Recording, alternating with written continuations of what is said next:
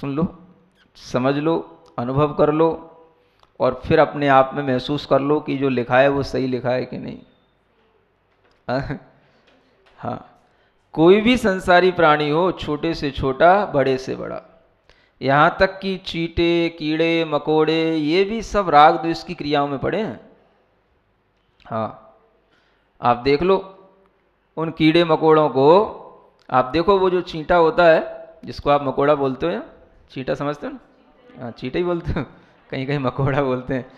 हाँ, तो वो देखो, अगर कोई मकोड़ा कहीं पर मरा भी होता है तो वो उसको भी पकड़ करके घसीट करके ले जा रहा होता है। समझ आ रहा? क्योंकि वो भी अपनी जाति के आदमी को पहचानता है, ये मेरा था, ये मेरे साथ था, मर गया, अब उसको ले जाएगा, अपने बिल तक ले जाएगा। समझ आ रहा है ना? हाँ, उसका कोई भी भोजन होगा, कहीं भी शक्कर की डिल्ली होगी, कुछ होगा तो उसको भी मुंह में दबा करके ले जाएगा। हाँ? ये क्या है? ये राग की क्रिया है। आप देख नहीं पाते होगे, हम लोग देखते हैं कई बार जंगलों में कि जो ये लट होती हैं, लट है ना, हाँ, जो ये गंदगी में उत्पन्न होने वाली जो जीव होते हैं, जब ये चलती हैं तो इनको ये चींटे मकोड़े इनको पकड़ लेते हैं और ये भागती हैं। कई चींटियां उसको एकदम से जकड़ लेंगी, पकड़ लेंगी, वो तड़फेगी। समझ आ रहा है ना? और एक जहां पकड़ना शुरू करती है, कई चींटियां उसके ऊपर आ जाती हैं। मकोड़े भी जो है किसी भी जीव को, जिंदा जीव को पकड़ करके ले जाएंगे, एक आगे लग रहा होगा, एक पीछे लग रहा होगा। समझ आ रहा है? अब उसमें देखो मन नहीं है, लेकिन फिर भी कितना ज्ञान है कि एक जो है हमारा, मतलब हमारा साथी मकोड़े का दूसरा मकोड़ा साथी, एक किसी भी जो है जीव को, लट आदि को पकड़ करके ले जाता है, कोई भी जीव को पकड़ लेता है अगर वो, तो दूसरा उसका साथ देता है, पीछे पीछे उसको भी फोर्स देता रहता है, वो भी उसके पीछे लगा रहेगा। समझ आ रहा है ना? इससे समझ में आता है कि हर जीव में किसी के प्रति राग, किसी के प्रति द्वेष। जहां ले जा रहा है उस स्थान के प्रति राग, उसका जब जो करेगा, माने उसका उससे जो कुछ भी फायदा होगा उस भाव के प्रति राग, और जिसको वह मार रहा है या जिसको वो पकड़ करके ले जा रहा है उसके प्रति द्वेष। ये सब चलता रहता है। राग द्वेष से रहित संसार में कोई भी जीव नहीं होता, चाहे कोई पशु हो, चाहे कोई पक्षी हो, कोई भी जानवर हो, मनुष्य हो, कुछ भी हो, कोई भी संसारी प्राणी। आचार्य कह रहे हैं कि ये स्वभाव बन गया है, स्वभाव निष्पत्ति है। समझ आ रहा है? मतलब अगर हम देखें तो स्वभाव भी दो प्रकार के होते हैं, एक अपना स्व स्वभाव भी स्वभाव कहलाता है और एक विभाव भी स्वभाव कहलाता है।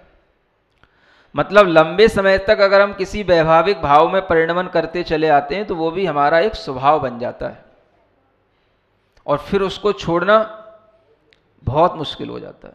उतना ही मुश्किल है कि जो व्यक्ति मान लो बहुत लंबे समय से कोई ड्रिंकर हो, समझ आ रहा है, स्मोकर हो, या कोई मान लो और भी चाय चाट पकौड़ी किसी का शौकीन हो लंबे समय से, हाँ, और उसको जो है कभी छोड़ने को कहा जाए या उसके बिना उसको रहने को कहा जाए तो उसको जैसे बड़ा कठिन होता है, वैसे राग द्वेष मोह को छोड़ना कठिन होता है। ये भीतरी क्रियाएं हैं। लोग पूछते हैं महाराज कैसे हमारी आत्मा का कल्याण होगा, क्या धर्म करें, क्या करें। देखो भाई, धर्म तो सब बाहर की चीज़ें जितनी आप करते हो वो सब धर्म की क्रिया तो एक बाहरी क्रियाएं हैं, और उन बाहरी क्रियाओं के माध्यम से अगर ये राग द्वेष की क्रिया भीतर रुकती है तो कुछ धर्म होता है, और नहीं रुकती है तो वो धर्म फिर थोड़ा बहुत अपने को सुख दे देता है, पुण्य का फल दे करके अपने को संसार में ही लगाए रखता है। जो व्यक्ति संसार के दुखों से छूटना चाहता है, अपनी आत्मा को इस संसार की क्रियाओं के फल से बचाना चाहता है, तो वो भीतर से ये सोचता है राग द्वेष की परिणति को अब समाप्त करना है। समझ आ रहा है? हाँ, ये सबसे बड़ी क्रिया है भीतर की। कोई भी धर्म क्रिया है तो वह इसी के लिए है। आचार्य गुणभद्र महाराज एक आत्मानुशासन ग्रंथ है, उसमें लिखते हैं रागद्वेषौ प्रवृत्ति स्यात्, निवृत्तिस्तन निषेधनम। प्रवृत्ति क्या है जीव की? राग और द्वेष ही जीव की प्रवृत्तियां हैं। कोई जीव बिल्कुल शांत बैठा है, समझ आ रहा है? अब उसके अंदर भी अगर राग द्वेष चल रहा है तो समझ लो प्रवृत्ति चल रही है। प्रवृत्ति किसका नाम है? हाँ, मन वचन काय की क्रियाएं प्रवृत्ति है। ये तो बहुत बात की बात हो गई, शरीर से जुड़ने की बात हो गई, ये तो शरीर से संबंधित बात हो गई। शरीर से मोक्ष नहीं लेना, शरीर का नाम संसार नहीं है। संसार किसका नाम है? तो आत्मा से जुड़े हुए जो हमारे विभाव भाव हैं, ये हमारा संसार है। और वो विभाव भाव क्या हैं? तो आचार्य कहते हैं राग द्वेष परिणाम, ये हमारे विभाव स्वभाव हैं। और इसी विभाव स्वभाव में प्रवृत्ति होने का नाम प्रवृत्ति है, और इनको रुक जाने का नाम निवृत्ति है। निवृत्ति माने छूट गए, बच गए, समझ लो मोक्ष हो गया। जितनी देर तक आप राग द्वेष से रहित होकर के बैठ पाए, समझ लो वही आपके लिए आत्मा का सुख है, वही आपके लिए वर्तमान में भी मोक्ष का सुख है। कोशिश कर लो बैठने की, राग द्वेष से रहित होकर के बैठना, इसी का नाम सामायिक है। समझ आ रहा है ना? सामायिक में क्या कहते हैं, क्या करें? तो जो लोग नहीं जानते हैं, कुछ उनको पता रहता है, तो वो जो भी जब हमसे पूछते हैं तो भैया हमें हम क्या बताएं, अभी हम एकदम से कह देंगे राग द्वेष नहीं करो और बैठ जाओ शांति से, तो इनका समझ नहीं आएगी कैसे नहीं करो, क्या करो। तो फिर क्या करो भैया, नमोकार मंत्र की माला फेर लिया करो, 5 माला हो जाए, समझ लेना तुम्हारी सामायिक हो गई। समझ आ रहा है? हाँ, जो तुम्हें याद है उसका चिंतन कर लिया करो, और फिर जितना तुम साम्य भाव से समभाव से बैठ सको उतना बैठने की कोशिश करो। अब वो समभाव क्या होता है? तो राग द्वेषयो रप प्रणिधानम साम्यम। राग और द्वेष में ही अपना आत्मा का उपयोग नहीं जाए, उसमें अपना उपयोग नहीं लगे, इसी का नाम समभाव है। और इस समभाव में रहने का नाम ही सामायिक है। क्या कहा? तो आचार्य कहते हैं प्रवृत्ति क्या है? हम भीतर बैठे बैठे भी प्रवृत्ति करेंगे तो वह राग द्वेष के माध्यम से करते रहेंगे। इसलिए कहते हैं राग द्वेषो प्रवृत्ति स्यात् निवृत्तिस्तन निषेधनम। आगे कहते हैं तौच बाह्यार्थ संबद्धौ तस्मात्तांस्त परित्यजेत। अब ये राग और द्वेष किससे संबद्ध हैं? तो आचार्य वहां स्पष्टीकरण देते हैं बाह्य अर्थ से संबद्ध हैं, बाह्य पदार्थ से संबद्ध है। अब राग द्वेष छोड़ना है तो आप एकदम आंख बंद करके राग द्वेष नहीं छोड़ सकते हो। जब तक आपके साथ में बाह्य पदार्थ जुड़ा हुआ है, बाह्य पदार्थ आपके साथ लगा हुआ है, तब तक आपको राग और द्वेष की प्रवृत्ति बनी रहेगी। इसलिए राग और द्वेष को छोड़ने के लिए बाहरी पदार्थ को छोड़ना पड़ता है। कई लोग कहते हैं बाहरी चीजें छोड़ने से क्या होगा? तो आचार्य कहते हैं बाहरी चीजें छोड़े बिना आपका राग द्वेष छूटेगा नहीं। फिर कहते हैं क्या जिनकी बाहरी चीजें छूट जाती हैं उनका राग द्वेष छूट ही जाता है क्या? देखो ये कोई नियम नहीं है छूट ही जाए, लेकिन जब भी छूटेगा तो कब छूटेगा? जब बाह्य पदार्थों का त्याग होगा उसके बाद ही वह राग द्वेष छूटेगा। छूट जाए जरूरी नहीं है, लेकिन छूटेगा तो बाह्य पदार्थ का त्याग होने पर ही छूटेगा। समझ आ रहा? बच्चा 8वीं में आया है तो 8वीं में आएगा, कब आएगा? 8वीं में आएगा तो 7वीं में पढ़ेगा तो 8वीं में आएगा ना। हाँ, अब 7वीं में पढ़ने वाला सब बच्चा 8वीं में पहुंच ही जाता है क्या? तो कोई जरूरी नहीं है। वो 7वीं में फेल भी हो सकता है, 7वीं पढ़ने के बाद भी 8वीं पढ़ने की कोशिश नहीं कर सकता है, लेकिन जब भी 8वीं में आएगा तो कारण ऐसे ही तो होता है ना। राग द्वेष सबका छूट ही जाता है कि जिन्होंने बाहरी चीजें छोड़ दी, ठीक है नहीं छूट जाता, लेकिन जब भी छूटेगा तो बाह्य पदार्थों के छूटने पर ही छूटेगा। ये आचार्यों ने जो हमें कारण कार्य की व्यवस्था बताई है, इसी से हमारी सब चीजें स्पष्ट होती हैं। इसलिए आचार्य कहते हैं अगर तुम्हारा राग द्वेष किसी चीज से जुड़ रहा है तो बाह्य चीज से ही तो जुड़ रहा है। क्या समझ आ रहा है? बाहरी पदार्थ छोड़ो, आपका उस संबंधी राग कम हो गया। मान लो आपको चाय में बहुत राग है, अब आप कहो नहीं मेरी आत्मा तो राग द्वेष से रहित है, और बैठ गए आप है? आंख खुली, सामने चाय का प्याला देखा और आपने चाय पी ली है? क्या समझ आया? आप अपने को समझा रहे हो कि दूसरों को समझा रहे हो? अपने को धोखा दे रहे हो कि दूसरों को धोखा दे रहे हो? आचार्य कहते हैं कोई भी राग की क्रिया है तो बाह्य पदार्थ से संबंध रखती है। अब आप देख लो हमारा किस किस चीज से राग है। जिस जिस चीज से राग होगा उस चीज को आपको छोड़ना पड़ेगा, तभी आपके भीतर का वो राग टूटेगा, छूटेगा। अब आप देख लो, जब आपने चाय से राग है आपको, और आपके सामने चाय आ जाए और आप कहो नहीं चाय का मेरा त्याग है, तो ये किसका त्याग हो गया? चाय का ही त्याग नहीं हो गया, चाय के पीछे छिपे हुए हमारे राग भाव का त्याग हो गया। बस आप बच गए उससे। कोई भी बाहरी पदार्थ आपके त्याग में आता है तो उस संबंधी राग भी छूट जाता है। अब आदमी यहां क्या कहता है, जिसको चाय पीना है तो वो किस तरीके से घुमाता है? चाय का त्याग करने के बाद भी चाय याद आती रहती है। समझ आ रहा है ना? तो जब तक याद आ रही है आपके मन में चल ही रही है, और जब आपके मन में चल रही है तो फिर आपका त्याग काहे का? समझ आ रहा है? इसलिए कभी भी बाहरी चीजों के त्याग याग में पड़ना नहीं चाहिए। और कुछ लोग तो ऐसी फिलॉसफी सुन सुन करके, पढ़ पढ़ करके, समझ आ रहा है ना, त्याग के नाम से डरने लगे हैं। कुछ लोगों ने तो अपने मन में ही सोच लिया कभी किसी चीज का त्याग करना नहीं, क्योंकि कितने ही ऐसे दार्शनिक हैं जिन्होंने अपनी किताबों में लिख रखा है तुम जिस चीज का त्याग करोगे वही चीज तुम्हारे दिमाग में ज्यादा घूमेगी। समझ आ रहा है ना? दुनिया में बहुत लोग हैं पढ़ने पढ़ाने वाले, तो ऐसे दार्शनिक हैं, तो वो जो है इस तरीके की जब व्याख्या करते हैं और जब पढ़े लिखे लोग उसको पढ़ लेते हैं तो वो कहते हैं बात तो सही है, आज मैंने आलू छोड़ा, आज मैंने चाय छोड़ी, अब वही ध्यान रहता है।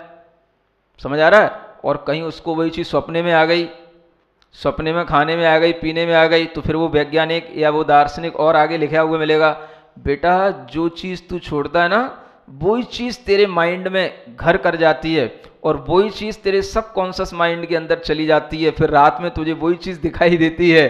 इसलिए कभी भी त्याग नहीं करना चाहिए, निषेध किसी चीज़ का नहीं करना चाहिए, जो जैसा चल रहा है वैसा चलते रहना चाहिए।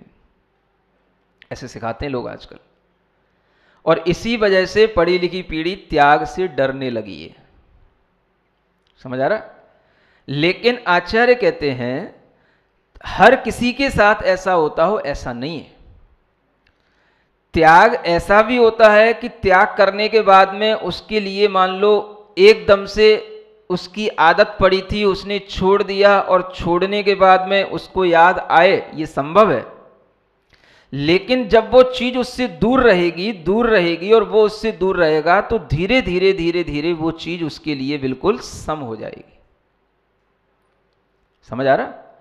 अगर ऐसा नहीं होता तब तो कभी भी जो है कोई भी व्यक्ति किसी भी चीज को छोड़े बिना ही अपने आप में केवल ज्ञान प्राप्त कर लेता, अपने आप में वो मोक्ष की प्राप्ति कर लेता। ऐसा कभी नहीं होता।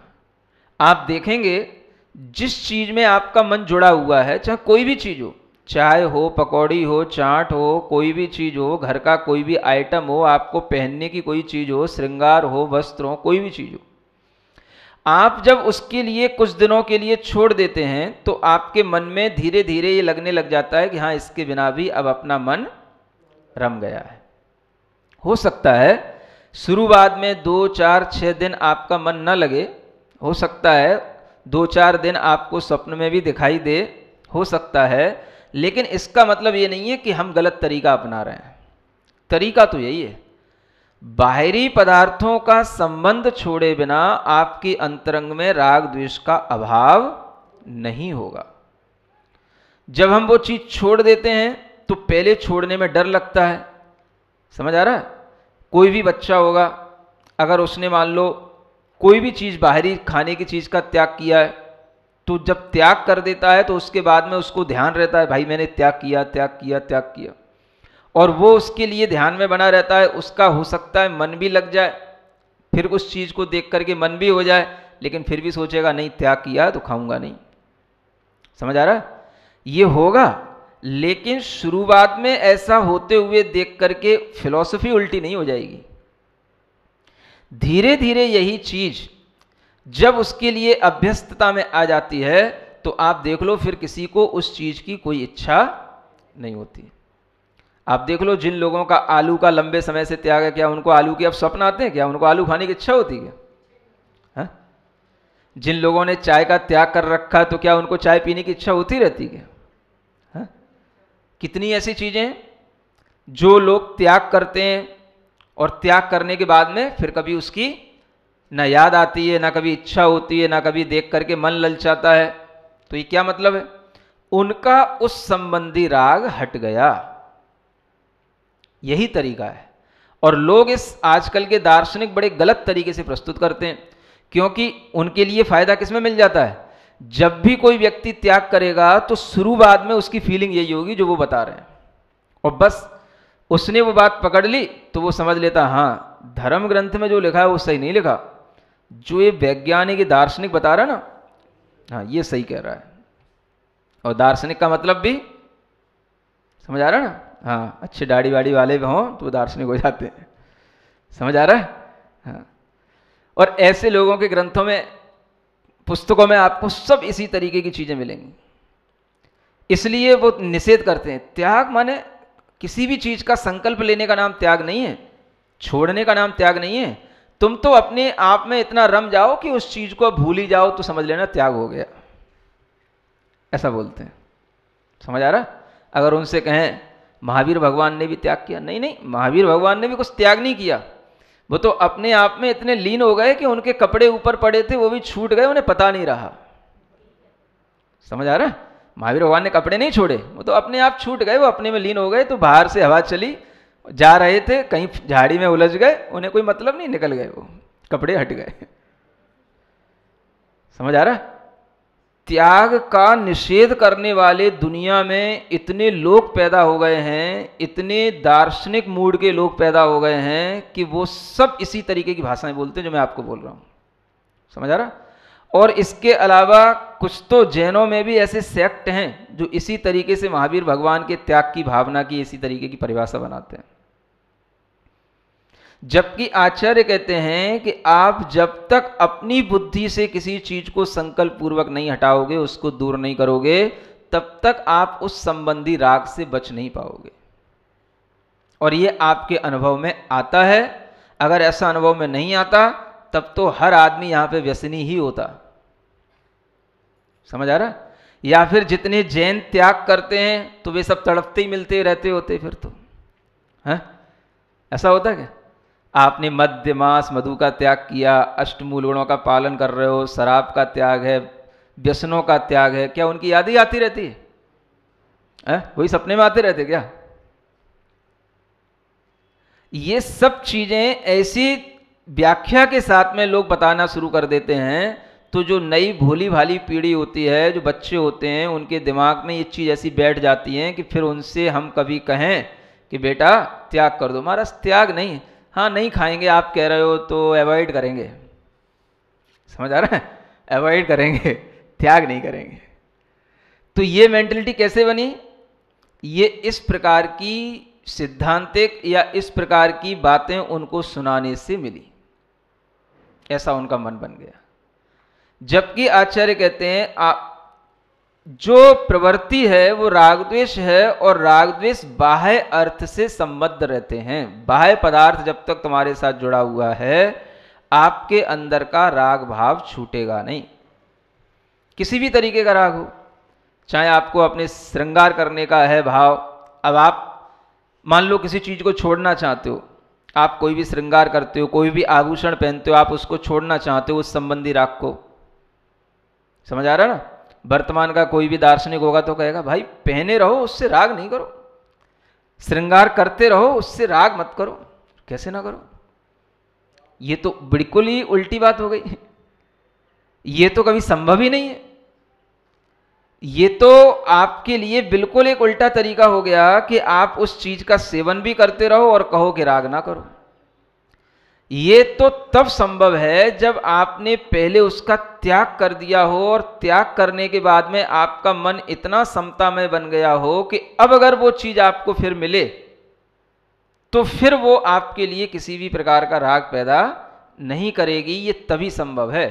तो मतलब इतनी प्रोसेस होने के बाद में जो अंत में हमें महसूस होता है उसको हम पहले ही स्टेप में बच्चों के सामने दे देते हैं या किसी के लिए बता देते हैं, तो वह व्यक्ति आगे की यात्रा कर ही नहीं पाता है। क्या समझ आ रहा है? जो ये भाव है कि वस्त्र हैं, आभूषण हैं या कोई भी चीज है, उसके बीच में रहो और कुछ भी करते रहो लेकिन भीतर राग ना करो, ये तभी संभव है जब आपने पहले उस चीज को छोड़ करके अपने मन को बिल्कुल राग द्वेष से रहित समतामय बना लिया हो। बाद में वो चीज अब आपके सामने आए तो फिर आपको उससे कोई राग नहीं होगा। लेकिन प्रारंभ में ही अगर आप इस तरीके से करोगे तो राग कभी भी छूटने वाला नहीं है। ये राग द्वेष के पीछे सारा का सारा संसार की कहानी चल रही है और इसी राग द्वेष की परिणति के कारण से आचार्य कहते हैं ऐसी कोई क्रिया नहीं जिसके माध्यम से हमें उसका फल ना मिलता हो। क्रिया ही नत्थि अफला, माने ये जो राग द्वेष की क्रिया है ये अफल नहीं है, फल देती रहती है। अफल नहीं है माने फल देती रहती। माने हमारा अगर संसार बना हुआ है तो हमारी क्रिया के कारण से बना हुआ है, और क्रिया का मतलब हमारे अंतरंग का राग द्वेष परिणाम। धम्मो यदि निफलो परमो, लेकिन अगर आप धर्म करोगे तो ये सब क्रिया निष्फल हो जाएगी, फिर आपको उसका कोई बाहरी फल दिखाई नहीं देगा। मतलब परम धर्म करने से क्या होगा? बाहर का संसार में कोई भी फल आपको दिखाई नहीं देगा। मतलब धर्म करने से क्या होता है?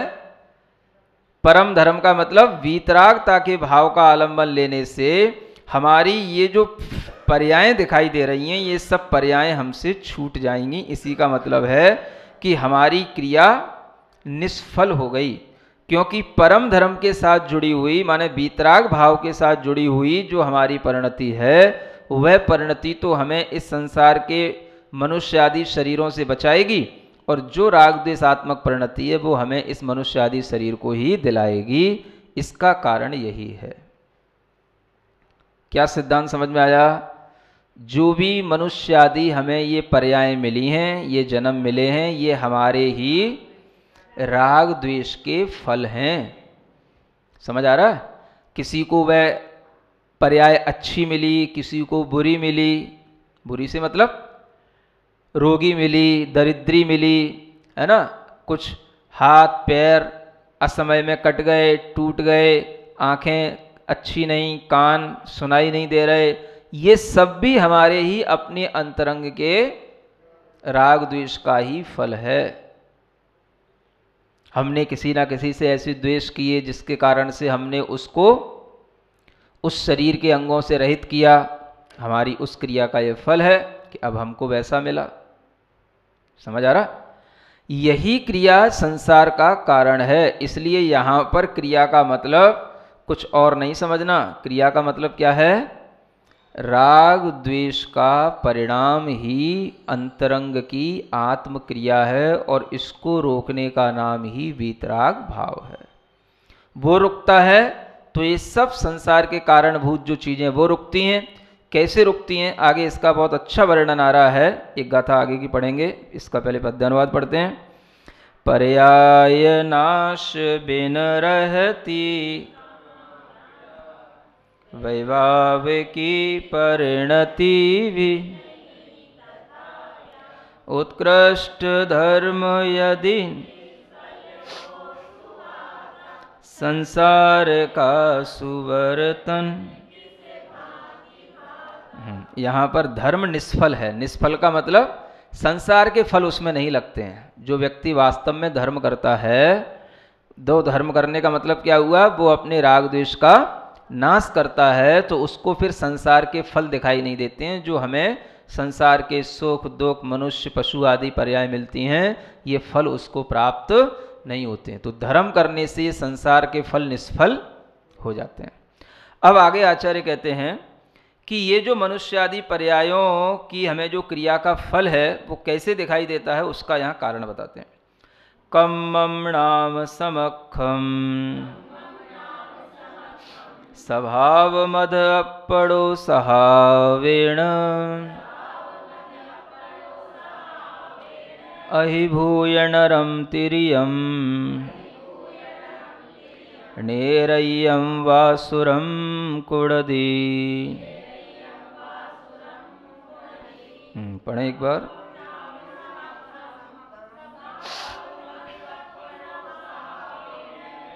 अहिभूय नरम तिरियम,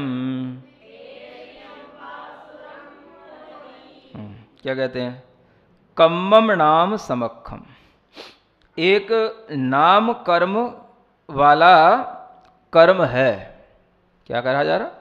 समखम माने कहा गया है, एक कर्म है जिसका नाम क्या है? नाम ही है, जिसका नाम नाम ही है। 8 कर्मों में एक नाम कर्म होता है, उसी की यहाँ चर्चा है ना।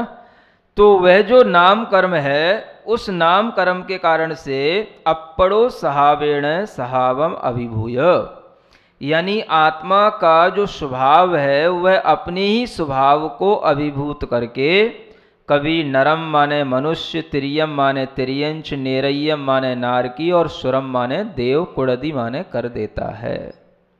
कौन कर देता है? यहाँ क्या कह रहे हैं?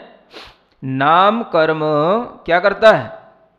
आत्मा के स्वभाव को अभिभूत कर देता है, माने उसको दबा देता है, उसको पराजित कर देता है, या उसको अपने अंडर में लेकर के, समझ आ रहा है? किसी को स्वभाव को जो है हमने क्या कर दिया?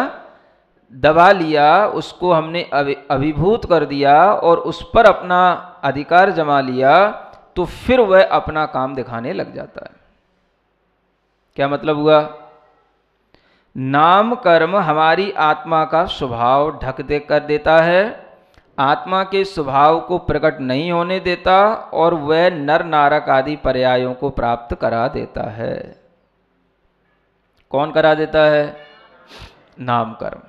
अब देखो ये सब चीजें एक दूसरे से जुड़ी हुई हैं। हमने जैसा राग द्वेष किया वैसा ही हमारे लिए कर्म का बंध होता है, ऐसा कहा जाता ना। जैसा हमने भाव किया वैसा ही हमारे लिए कर्म का बंध हुआ। तो जिसको हम पिछली गाथा में क्रिया कह करके आए वो हो गई हमारा भाव बंध। उसको क्या बोलते हैं? भाव बंध। माने जो हमारा राग द्वेष आदि भाव है वो हमारा हो गया भाव बंध। ठीक बात। और उस भाव बंध के कारण से जो कर्म आत्मा में बंध गया उसका नाम है द्रव्य बंध। उसको क्या बोलते हैं? द्रव्य बंध। माने हमने जैसा राग द्वेष परिणाम किया वैसा ही कर्म हमारी आत्मा में बंध गया। तो राग द्वेष परिणाम का होना हो गया भाव बंध या भाव कर्म, और जो पुद्गल रूप नाम कर्म था वो हमारी आत्मा में बंध गया, वो हो गया द्रव्य बंध या द्रव्य कर्म। समझ आ रहा है? और ये चलता रहता है। अब जैसा हमने राग द्वेष किया वैसा ही कर्म बंद हो गया। मान लो हमने किसी का हाथ पैर तोड़ डाले, है ना, किसी का हमने जो है शरीर नष्ट कर दिया, मार डाला, तो हम क्या कर रहे हैं? उसके साथ द्वेष कर रहे हैं। निर्दयता के परिणाम के साथ में हम उसके साथ कैसी क्रिया कर रहे हैं? भीतर चल रही है द्वेष की क्रिया, है ना। और उस द्वेष की क्रिया के साथ में जो कर्म का बंध हो रहा है वो कर्म का बंध होएगा उसी तरीके का जैसा हम द्वेष कर रहे हैं। उसमें जैसी इंटेंसिटी पड़ी है उसी के अकॉर्डिंग उसमें आत्मा में उसका बंद हो जाएगा। तो वह बंद होने के बाद जब उसका फल मिलेगा तो फिर उसको भी उसी तरीके की पर्याय मिलेगी कि उसके हाथ पैर टूटे हुए होंगे, अगर नहीं टूटे होंगे तो कोई उसको तोड़ देगा। हाँ, और क्या है? इसी तो को कहते हैं हमने अपने भावों से कर्म का बंध किया और कर्म का बंध करके उसका फल हमने प्राप्त किया। क्या समझ आ रहा है? जो हम कर्म कर रहे हैं वो कर्म करने का मतलब क्या हो गया? वस्तुतः देखा जाए कर्म के भी पीछे राग द्वेष की क्रिया छिपी है। तो जो क्रिया है वही कर्म है, और फिर उस कर्म का जो फल है वो हमें अपने शरीर और अपने आसपास के लोगों के माध्यम से जो हमें सुख दुख मिलता है उससे दिखाई देता है। तो आचार्य यहाँ क्या कह रहे हैं? ये मनुष्य हम क्यों बने, जीव तिर्यंच क्यों बन जाता है, नारकी पर्याय को क्यों ले लेता है, देव पर्याय को क्यों धारण कर लेता है? तो नाम कर्म उसके लिए ये सब पर्यायों को दिलाता रहता है। और वो नाम कर्म क्या करता है? हमारी आत्मा का स्वभाव तो क्या है? इन सब पर्यायों के दुख से रहित होना। आत्मा का अनंत सुख इन कर्मों ने ढांक रखा है। कई बार लोग प्रश्न पूछते हैं ना, महाराज आप कहते हो आत्मा में अनंत सुख होता है, अनंत शक्ति होती है, आत्मा की ये अनंत शक्ति अनंत सुख क्या काम करती है? कहीं कुछ दिखाई तो देती नहीं। कैसे समझें कि आत्मा में अनंत शक्ति अनंत सुख है? समझोगे कैसे? पहले तो समझने के लिए आपको ये ज्ञान होना चाहिए कि अगर हम कह रहे हैं कि आत्मा में अनंत शक्ति है तो वह शक्ति अभी आपकी प्रकट नहीं है, आपकी शक्ति ढकी हुई है। क्या है? वह शक्ति आपकी किसने ढांक रखी है? तो कर्मों ने ढांक रखी है। अभी तो आपको विश्वास ही नहीं है। पहले विश्वास तो करो कि हाँ आत्मा में अनंत शक्ति होती है। तो विश्वास कैसे होगा? तो जब हम उपदेश सुनेंगे, ग्रंथ पढ़ेंगे, तब हमें विश्वास में आएगा कि आत्मा में अनंत सुख था, अनंत शक्ति थी, कर्मों ने उसको अभिभूत कर दिया, दबा दिया, कर्मों ने उसको बिल्कुल नष्ट कर दिया और कर्म अपना काम करने लग गए। तो अनंत शक्ति अनंत सुख है, इसको कहने का मतलब यह है, आपको याद दिलाया जा रहा है अनंत शक्ति है, लेकिन अभी वर्तमान में सब कुछ ढका हुआ है। ऐसे समझो, मान लो आप बहुत करोड़पति आदमी थे, सुन रहे हो, और किसी ने जो है आपके सारे दस्तावेज इस तरीके से लौट पलट कर दिए कि आपको भिखमंगा बना दिया। क्या समझ आ रहा है? आपको पता नहीं पड़ा कि किसने क्या कर दिया। हाँ, फिर कभी कोई आपको मिला कई सालों बाद, तब उसने बताया कि आप तो भिखमंगे कहीं से कहीं तक नहीं हो, आपकी हाथों में तो करोड़पति की लकीरें, आप भिखमंगे कैसे हो गए? तो वो कहेगा नहीं, पहले तो मैं करोड़पति था लेकिन मुझे भिखमंगा बना दिया, पता नहीं कैसे क्या हो गया, एकदम से मेरा सब लुट गया। समझ आ रहा? अब वह व्यक्ति जो उसको जानता है और उसके बारे में जानता है, तो वो बताता है कि तुम अभी भी करोड़पति हो और तुमको धोखा दिया है, जो तुम्हारा सबसे खास मित्र है उसने तुमको धोखा दे करके तुमको करोड़पति से भिखमंगा बना दिया। समझ आ रहा है? तो अभी हम उससे क्या बोलेंगे? तुम भी करोड़पति हो, तुम करोड़पति हो, अपना होश संभालो। तो होश संभालेगा तो क्या होगा? तब उसके दिमाग में ये आएगा कि हमने कहाँ गलती की, किसने मुझको भिखमंगा बना दिया, तो वह उससे निपटने की कोशिश करेगा। समझ आ रहा है? ऐसे ही आप में अनंत शक्ति है, अनंत शक्ति है, ये कहने का मतलब यह है कि आप में अनंत शक्ति थी, अब आप में कुछ शक्ति नहीं है, अपनी शक्ति को फिर से संभालो। ये देखो कि हमारी शक्ति किसने लूट ली? तो इन कर्मों ने, हमारे इन राग द्वेष के भावों ने इन शक्तियों को लूट लिया। ये कहने का मतलब है अनंत शक्ति, अनंत सुख है आपके अंदर, लेकिन ये सब आपके मन ने 5 इंद्रियों के विषयों में उलझ उलझ करके सब आत्मा का अनंत सुख खराब कर डाला और सब आत्मा के अनंत सुख को लूट डाला। और बस यही तृष्णा का सुख जो है आपको दिखाता रहता है और आपको परेशान करता रहता है। ये कहने का मतलब है कि अनंत सुख आप में है, अनंत शक्ति आप में है। तो समझो कि यहां कर्मों का कितना बड़ा खेल है। सुन रहे हो? कई लोग कहते हैं कर्म कुछ नहीं करते हैं, समझ आ रहा है, और कर्मों का आत्मा पे कोई प्रभाव नहीं पड़ता है, आत्मा तो शुद्ध है। समझ आ रहा है? ऐसा कहते हैं कई लोग। जबकि ये कथन सांख्य मत वालों का है। एक सांख्य मत है जो कहता है आत्मा के ऊपर किसी भी विकारी भाव का कोई परिणाम नहीं होता, कोई प्रभाव नहीं पड़ता, और आत्मा वैसी की वैसी बनी रहती, आत्मा शुद्ध ही रहती है। और ऐसा ही कथन कुछ जैन लोग जो विशेष रूप से कुछ समयसार आदि ग्रंथ पढ़ने लग जाते हैं तो उनकी भी धारणा में आने लग जाता है आत्मा में कोई भी कर्म का कुछ नहीं हो रहा, कर्म तो ऊपर ऊपर रहते हैं, आत्मा में कर्म कुछ नहीं करता है। अब उनसे ये पूछो तुम मनुष्य बने हो तो किससे बने हो, और आगे भी कुछ बनोगे तो किससे बनोगे? कर्मों के कारण से बनोगे कि अपने इस आत्मा के शुद्ध स्वभाव के कारण से बनोगे? कोई ना कोई तो तुम्हें ये पर्याय मिली है, आगे भी मिलेगी, और ये पर्याय तुम्हें क्यों मिली, आगे भी क्यों मिलेगी? तो यहां स्पष्ट कहा जा रहा है इस सब कम्मम कुणदी, कर्म करता है। समझ आ रहा है? लोग इस बात को भी नहीं समझते। कर्म कुछ नहीं करता है, कर्म तो ऊपर ऊपर रहता है। हमारी आत्मा तो बिल्कुल टंकोत्कीर्ण ज्ञायक एक स्वभाव वाला शुद्ध है, ऐसा कह देते हैं।